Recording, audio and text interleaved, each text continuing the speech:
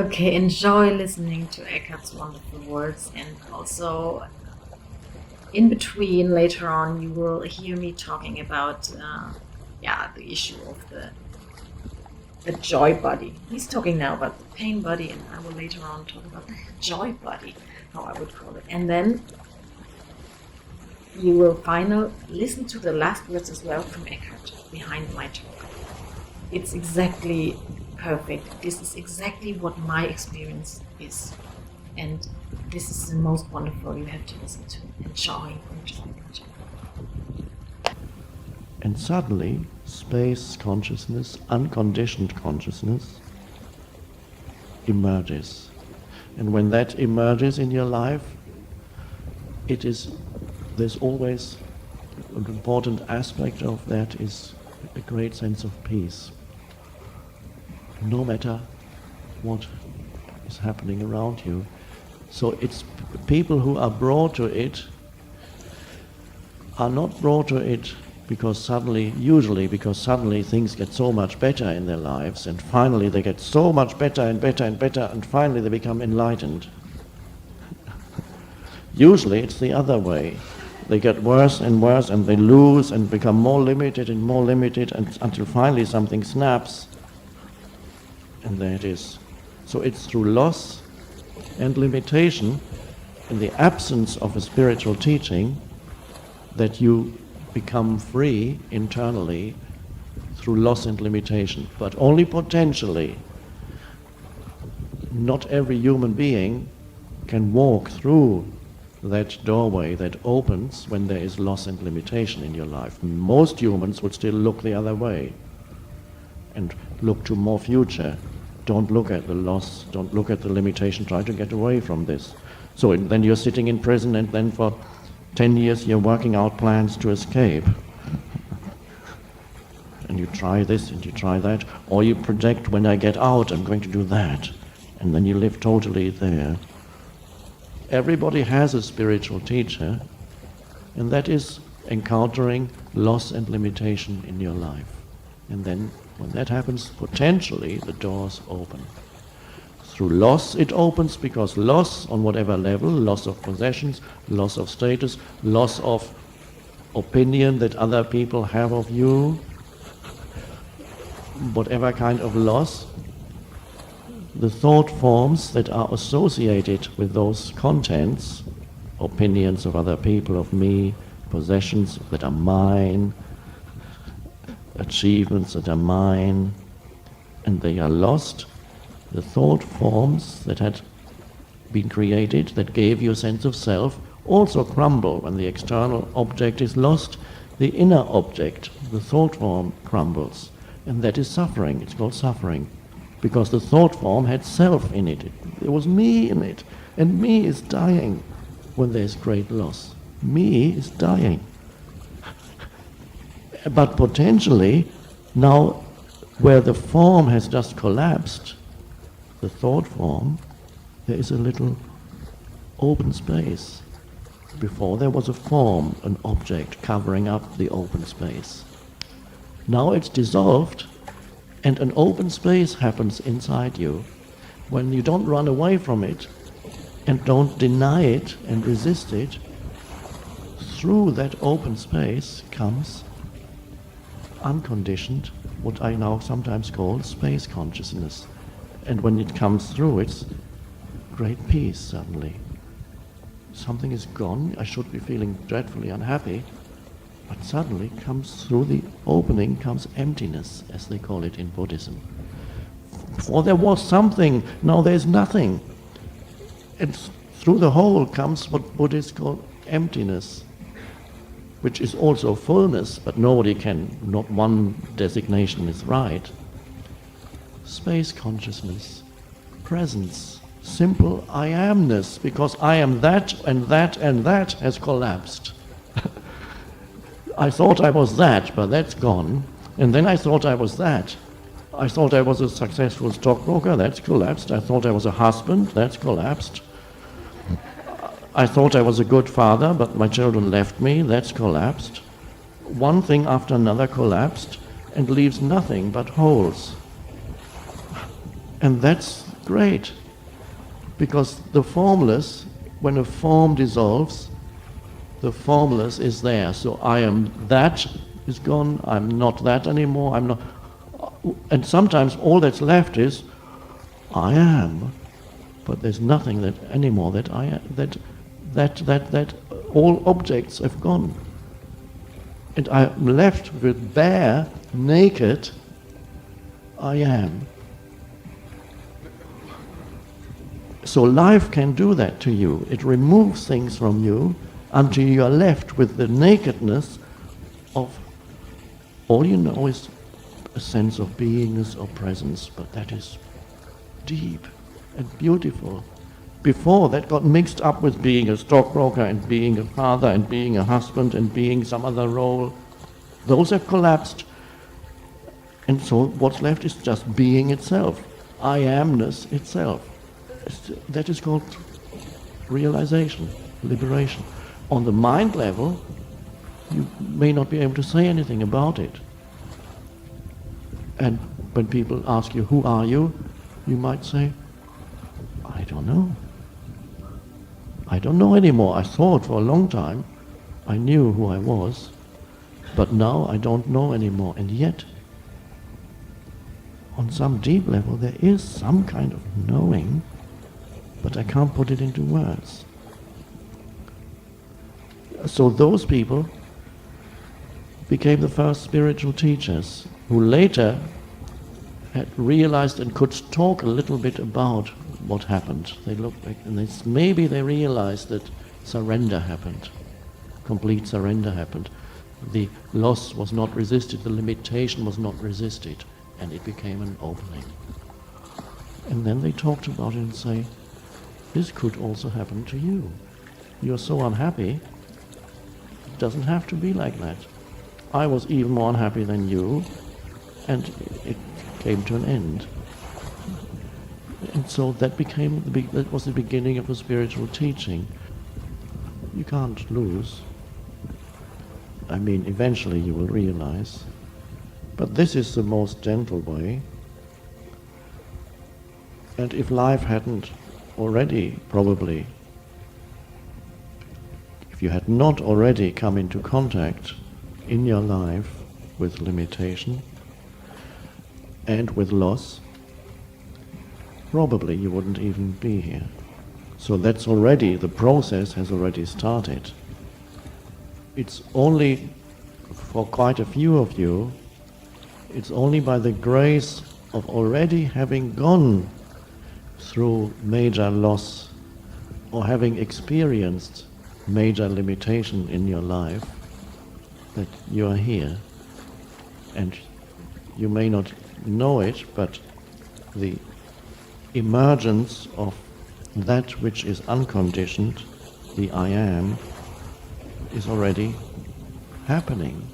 It happened, perhaps, at that moment of great loss that you experienced, and you didn't know it. Something crumbled. Something also still resisted it, perhaps. There was a reciprocal movement of resistance and something that you couldn't resist. So, really, we're talking about death coming into your life in one form or another. Because loss means some form of death. And death is usually called bad by the mind. The worst thing that could happen. Any kind of loss is a kind of death. If you derived your sense of self from thought forms. Because the thought forms crumble when there is loss, which is the me crumbles. And the good thing is, you can't go through life without experiencing that. It will come to everybody. So the potential, the doorway opens up even if you never come into contact with spiritual teaching, but it gets much easier through the grace of a spiritual teaching, the essence of which tells you you don't need more time to be free, and you don't need more suffering. You don't. If you see that clearly, you don't. Because this is your voluntarily embracing the end of the conceptualized sense of self. The end of deriving your identity from mental content. You are here. Nobody forced you to come here. So this is already happening in you. You're dying already, and perhaps the first part of that death was involuntary. Life did something to you, removed something from you, or made you encounter extreme limitation. That part was involuntary, but that initiated the process, the emergence, and that brought you here. And this part of the process, it gets much more pleasant, because this is a voluntary embracing of the end of the conceptualized me in the head with its story. And that's a beautiful death, that we are dying here. And ultimately, nothing real dies, only certain forms. You don't even lose your memory, it's not a requirement. Memory remains. You have a past, but you don't derive your identity from the story of me. The identity flows continuously out of the fullness of now, the aliveness of now, the power of now. That is your essence. And now, what is now, except the space in which everything happens, the alive space in which everything happens. So, freedom is here, the door is open, wide open, and you're walking through. Certain patterns, certain configurations in consciousness may remain, but the space is there around it. The pain body may remain for a while. Pain that humans carry in here from the past, from the human past and your personal past. First there's the pain from your personal past in childhood, then there's the pain from human past, going back a long time of human madness. So much madness on the planet, so much suffering. Every human carries pain, which is human pain. We know, most of you know about the pain body. And you carry that. It lives in here, a little forms, emotional energy forms, painful energy, residues of past pain, emotional, trapped aliveness, not flowing, old emotion that comes, pain that you suffer in your childhood is added to the pain that you already come into the world with, that is human pain. This is the pain body. And so more pain clings to it. It seeks pain. It's a little entity, an emotional entity, dormant sometimes, active at other times. Active it becomes when it needs more food, and then suddenly a little trigger in your life creates an enormous influx of pain. The pain body is looking for more pain to feed on.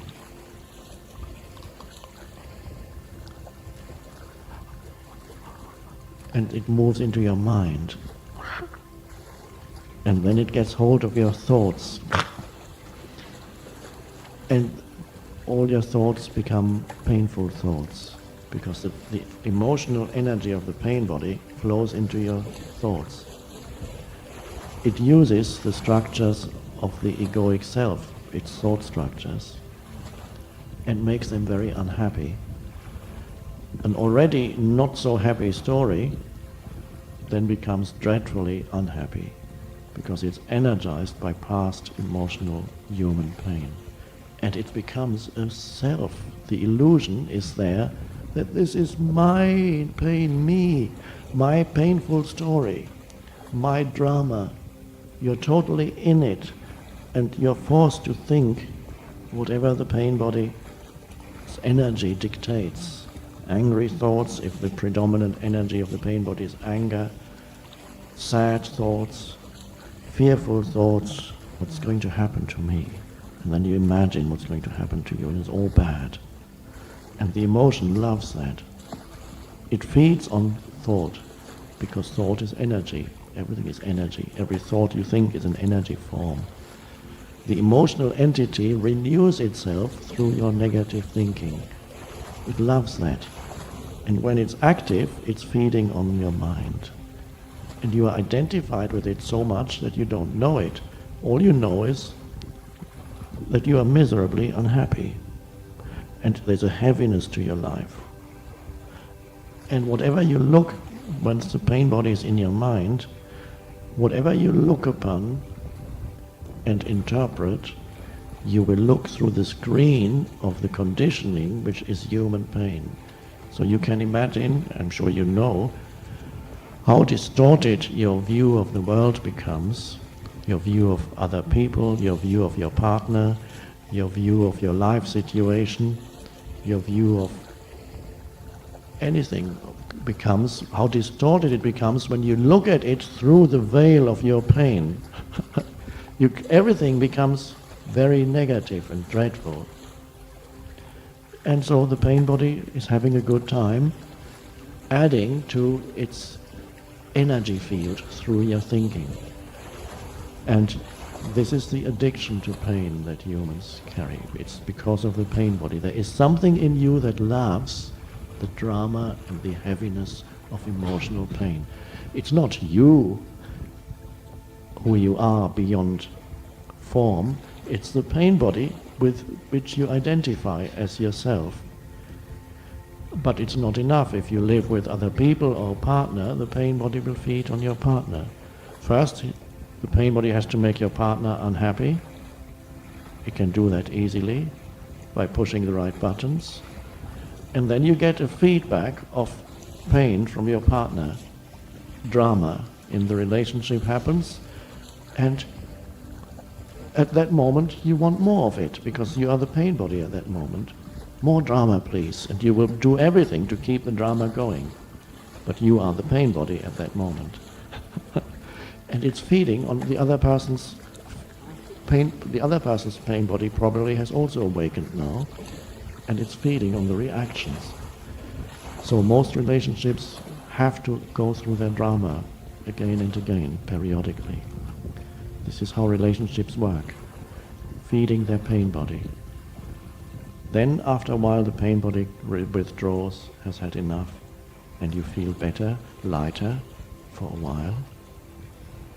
The relationship is okay again, and you don't realize that you are condemned to repeating the same pattern again as soon as the pain body needs more pain. That is the addiction that humans carry to pain, which is usually totally unconscious. And even people who've been engaged in spiritual work for many years, sometimes many of them get totally overtaken by the pain body when it comes, because it sometimes has enormous energy behind it. And so all that's really you need to do is to see it for what it is, to watch it, recognize it as turbulence, as heaviness. Watch the energy of it, feel it, and what can you do? Yeah, allow it to be. It is as it is at this moment. But that is the key, is to see it that means something is arising in you that is not part of that. You see that turbulence in you, or the fear, the heaviness, and not even label it anymore, simply feel the energy. It is energy movement. It becomes depersonalized when you see it. It's no longer a self or me, it's human pain. Even pain you can drop. It's energy moving. Maybe it's not very pleasant, it's heavy, but it's energy, and it is, yes it is. You recognize it as the pain body, you allow it to be, and just watch it as it moves there. That means you've broken the vicious circle. It cannot then move into your mind and feed on your thinking. It cannot then use other people. If you watch it directly, it cannot pretend to be you. That's the work. So pain body can be a great awakener, because every time it comes, it can deepen your presence. You have to be very alert to catch it when it comes. If you're not alert, before you know it, it's already using your mind. It's already taken possession of that. Even at that point, it is possible to become conscious of it, but a bit more difficult when it's already using your mind and you're involved in a stream of negative thinking. To wake up at that moment is possible, but more difficult. Catch it when it first comes, but that requires alertness. And so it helps to, I sometimes say, feel the inner body. To have some attention in here is very helpful, because that's where it starts. It lives in the cells of your body. And then you can feel it. And you watch it. It doesn't turn into an unhappy me. It is simply an energy movement in you. It doesn't turn into a story anymore, a self. And that really is liberation. You don't have to wait until there's no remnant of human pain left in you to become liberated. Really, liberation means not to identify with the pain anymore as myself. That's the illusion. That's the opposite of liberation. It's bondage. But the fact that you live on this planet means that you very likely will carry a certain amount of pain in you as a human being on this planet at this time. And that's fine. That drives you. Very often it becomes an important motivating factor for wanting freedom, for wanting to be free. Especially in people whose pain body is very dense, very heavy. They can't stand it anymore. The heaviness of self, of themselves, because they equate it with self, can't stand it anymore. And just as I couldn't live with myself, because myself, a large part of what I thought myself was painful self. It was because my pain body was very dense and heavy, until I couldn't live with it anymore. But I didn't know it was the pain body. All I knew was I can't live with myself anymore. So I was driven through suffering to the point of surrender, where suddenly the sense of self disidentified from thought forms. It came about through a thought. That was the trigger. The thought was, I can't live with myself, and the question that came after the thought was, if I cannot live with myself, what does that mean? Am I one or two? Who am I? Who is the self? There must be two here. That was a strange question. I couldn't answer the question, but to see that there were two there, I and the self that I couldn't live with, brought about a separation between the thought forms of self including the emotional energy field of pain body, and the sense of identity of I am, which usually gets mixed up with thought forms. A separation happened, all that was left was I am, but no longer the self. And that was the peace that suddenly I found when I woke up in the morning, because when there's only I am, there's deep peace in that I am. All the things that I thought I was were gone. The structure of the self collapsed. It's rare that it collapses all at once. For most of you, the demolishing process takes place gradually. Some buildings collapse all at once, but most buildings get demolished. You knock off something here, life does that. A chunk goes there, and another chunk goes there. And then finally, voluntarily, you come here, and that does the rest.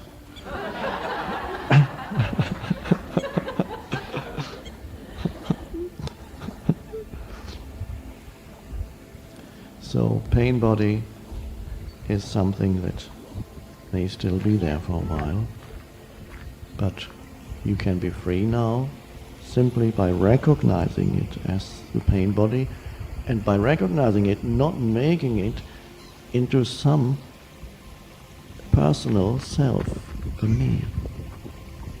Then it renews itself every time when you believe this is me, my story, my unhappy story, and you're totally immersed in your unhappiness, with all the thought movements that go with it.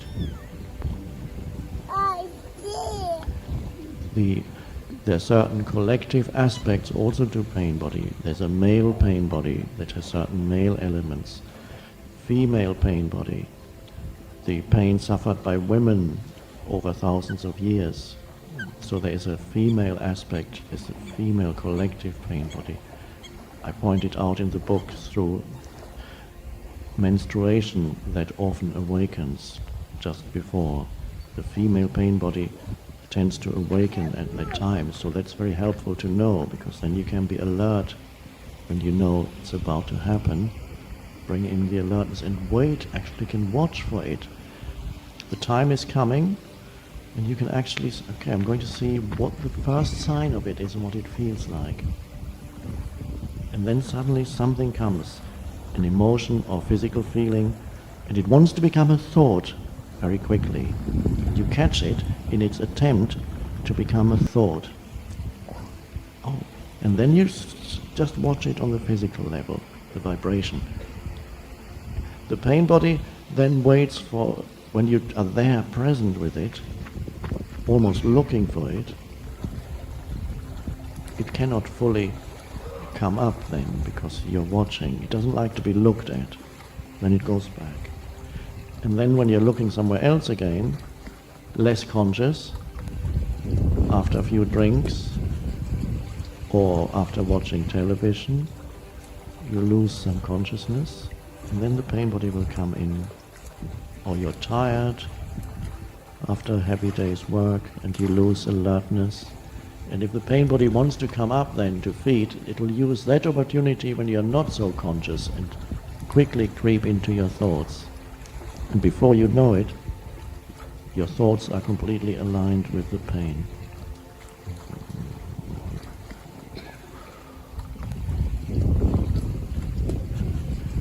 So,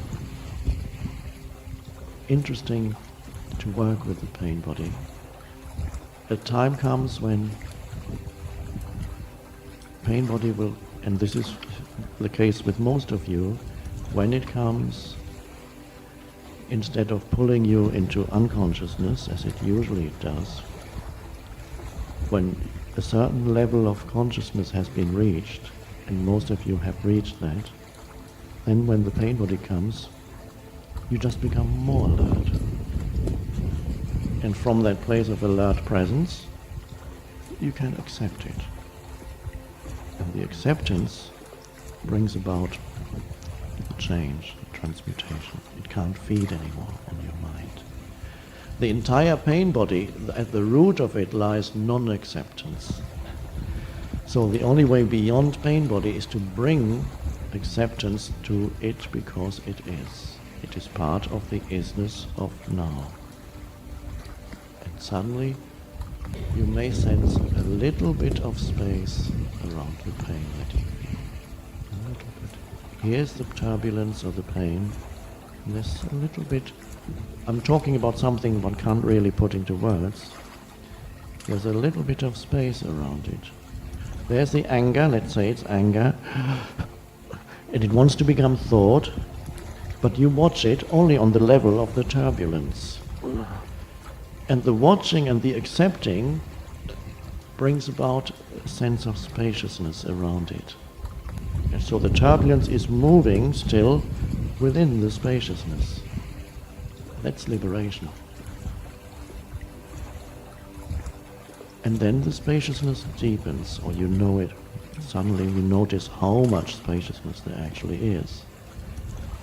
And the pain body is no longer that huge. Before it looked like some huge monster, and suddenly it's a little turbulence in vast spaciousness. Is that all? Yeah. And that was so dreadful? Yes.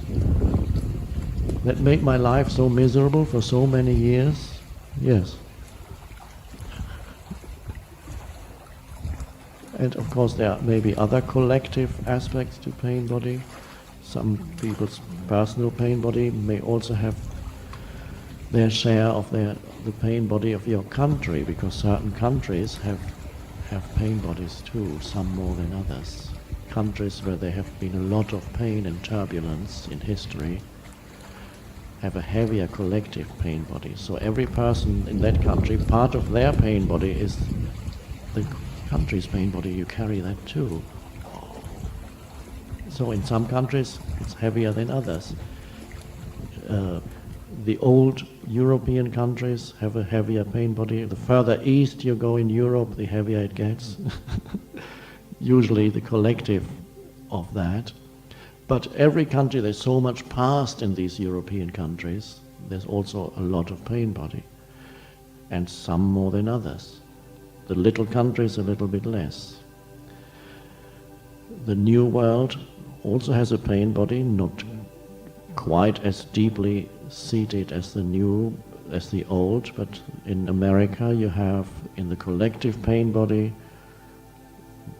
what was done to the native people, what was done to black people in North America. Those two great forms of suffering that were inflicted there have become part of the collective pain body of that country, which means everybody has some of that inside.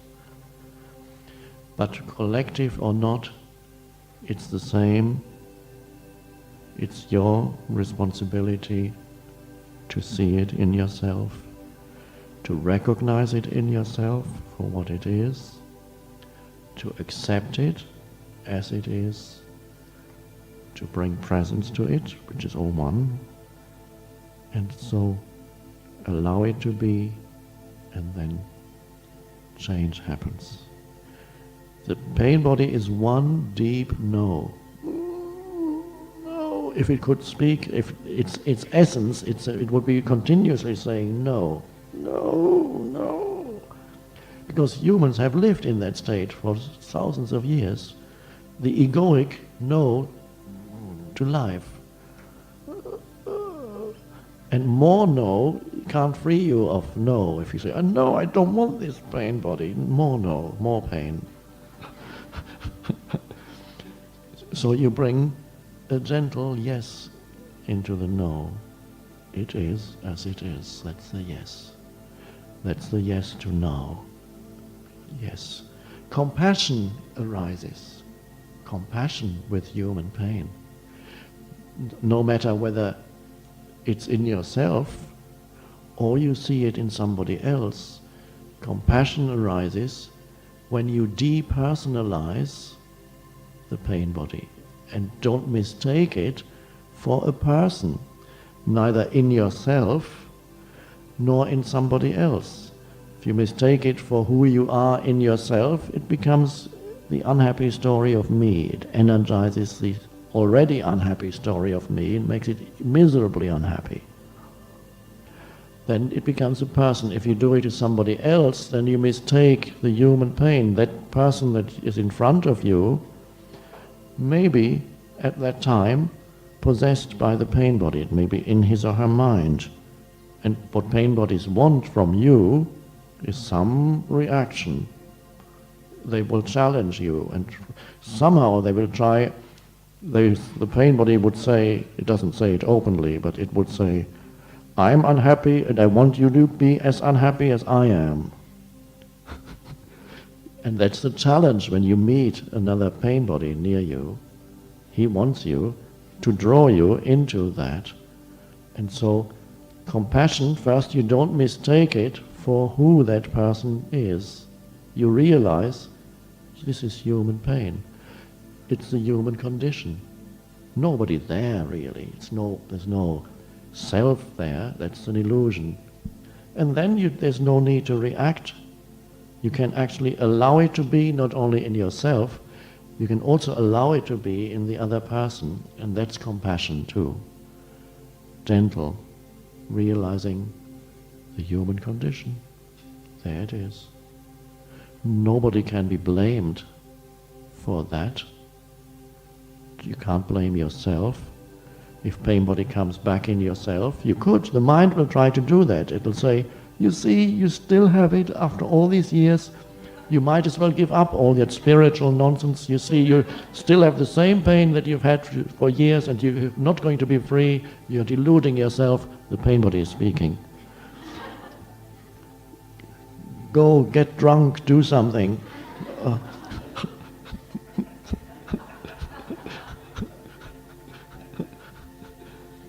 And it can sound very convincing. Once it's using your mind, it can have very convincing arguments that how real, and this whole idea of pain body is just so much nonsense. I mean, it's always, and you know how real this is. It's not the pain body, it's me. That's what the pain body says. So it has all kinds of convincing arguments that will then, once it uses your mind, your thoughts will reflect what the pain body, they will be controlled by the pain body. You will think through the pain body. And so some human beings only experience the pain body once a month or so, and others more frequently, once a week, once every 2 days. How long it stays to feed depends on how much presence there is in you. If presence is there, it passes through fairly quickly and it can't feed very much. If there's no presence, it can get lodged and stuck in your mind for several days. And finally it will have enough and withdraw for a while. And some people walk around with a pain body that is active 90% of the time. That's more rare, but they exist. We probably all know 1 or 2 people who are almost continuously trapped in pain, emotional pain, old pain. And whatever they say to you, whatever they interpret, is through the filter of their pain. So they inhabit, of course, a very unhappy universe. So that's part of our transformation, is to become free of pain body. To become free is not a future state to be achieved. It is recognizing it now, accepting it for what it is now, bring a yes to that now. That is becoming free. You can only become free now. Free is not to mistake it any longer for who you are. You are the space. You are not the object in space. And when pain body is there, that happens to be the object. Yes, this pain body. Nicely explained by Eckhart Tolle. Thank you very much. I would like to now go into the other body that we also have. Yeah. And of course we need both, as Eckhart explains. We need the depth of the pain body and we need the depth of the, I would call it, happy body. Okay, so here we go. I want to explain to you how, in another way, how it works. And also give you some ideas what to do, how to reach your state of being rather in the joy or happiness body than too much, as we all do very often, most of the time during the day, in the pain body. How we find our way back out. First, I will explain to you how it works out there. And this is with this frequency thing. If you send out a signal in a very fast mood, like you are happy, imagine you are very happy, and then you think of something, oh, it would be nice to even also have this, and it goes, do you remember in your life such a situation? Maybe you remember that. Try to remember a moment where you could very fast and easily something fulfilled what you just thought. Very fast. How was your state of being? Remember that. And that is normally that we are in a high frequency, very happy, very alive and moving. And then these intuition thoughts come into you, and then you get more happy because you got pushed even more up. And this is all a kind of this amplified signal you send out. So the things come very fast back to you. It's like when you throw a ball with a band on it that is spring loaded. You throw it out very, very fast and far with a lot of energy. You throw this ball out, meaning it's the same like being very happy and sending a thought out with a very happy, supported frequency behind it. And then it can go very fast back, because imagine, and that's what you have to understand, that there are all kinds of signals, millions, trillions signals out there. And because there are millions, trillions individuals, things that send out thoughts and feelings, amplify them, and you, to get your wish fulfilled, that I really tell you that if you can send out a wish, but it could happen that another person, another one, gets your wish fulfilled because he's also sending such a signal, but in a strong amplification, in a higher happiness state. He gets it. So, but don't worry, it's a second. Huh? It's a second you send out, and the other one gets it. It's seconds, it's millions, trillions of seconds. It's very small delay in this. And it doesn't matter, then another one gets it. But if you think the same thing again, and also with more or a little bit less amplification behind it, it doesn't matter. This one will not send out this signal anymore, the same thing, because he is satisfied. He has received his order. So now it's your turn. You can do it again, and that's why everybody's telling you repetition, repetition, repetition. First of all, repetition is there to really get you that thing that you want, that you wish, that you love to have, that makes you happy, even more happy. Huh? That's the thing. That's why everybody's saying you have to be already happy, otherwise you cannot pull it, because the happiness is the spring power in your, when you throw that ball out. If there is no load, no amplification, you will throw the ball and it will roll to wherever, somewhere, but not back to you. That's why you need that energy behind it to pull it back. And doing this, you can. How do you get into that state of how many people say the gratitude feeling? It's a gratitude and energy, yeah. When you are very grateful for things, for the smallest things, for it doesn't matter for what. So the grateful feeling. How do I get into that grateful feeling? Of course, you can think of compare yourself like today and the day before, or a year ago, or even more before that. What do you have now what you didn't have as you were a day ago, a week ago, a month ago, a year ago? This helps you seeing, zooming out. Oh, look how happy, how grateful I am for what I reached today. That's one version to do that. The other thing that you have to, and it's much, much more easy and more, life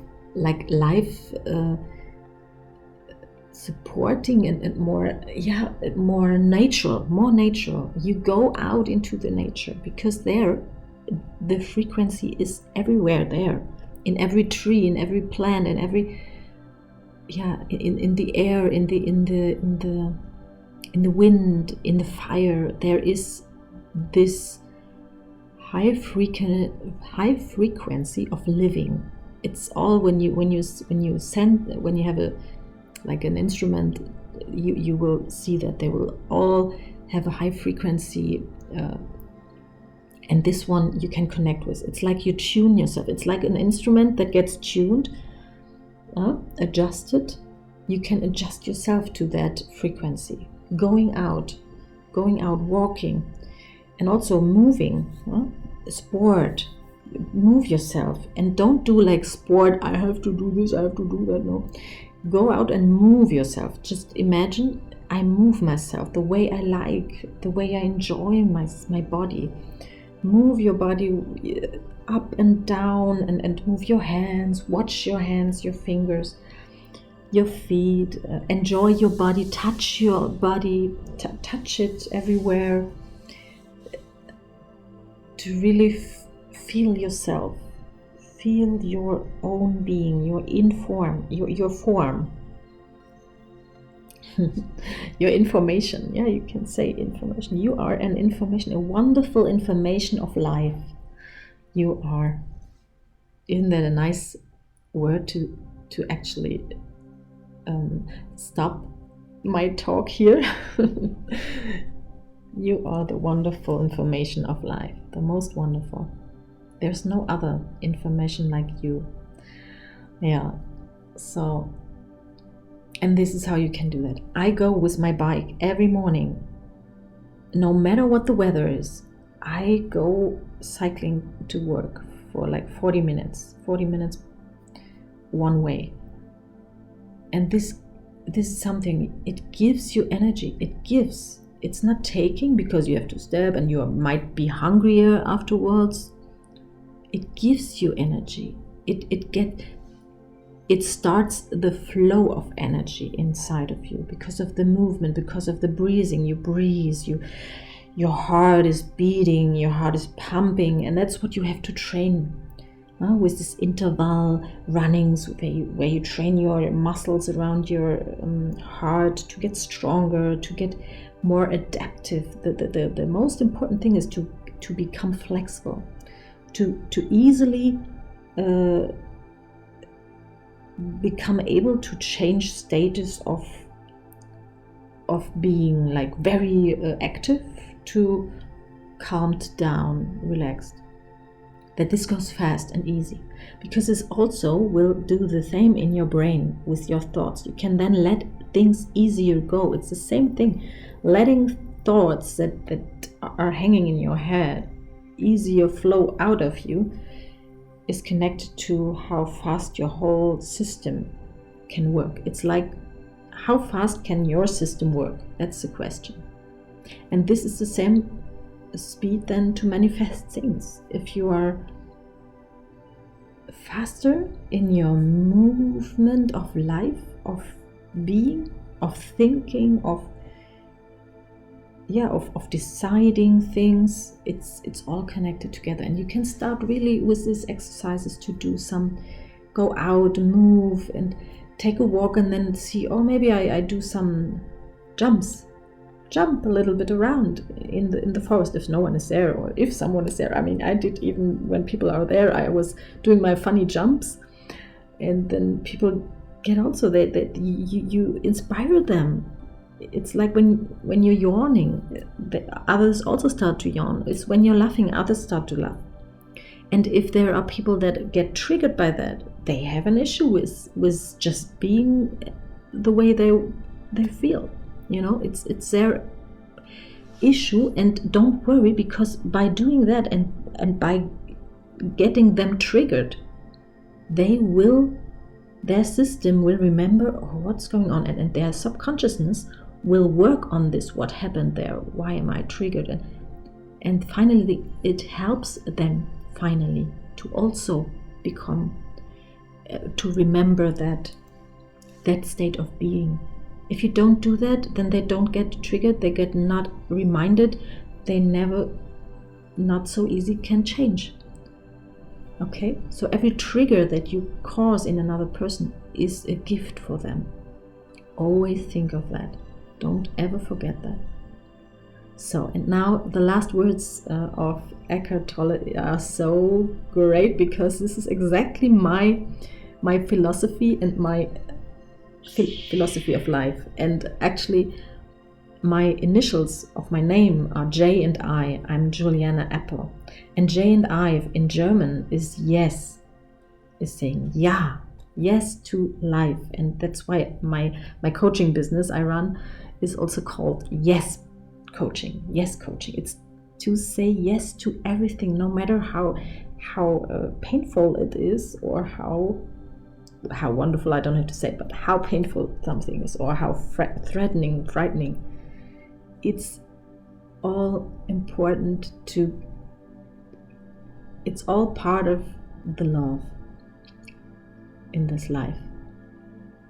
It's all expression of love, even fear and anger and trigger, to be triggered. It's all a reminder of life, love.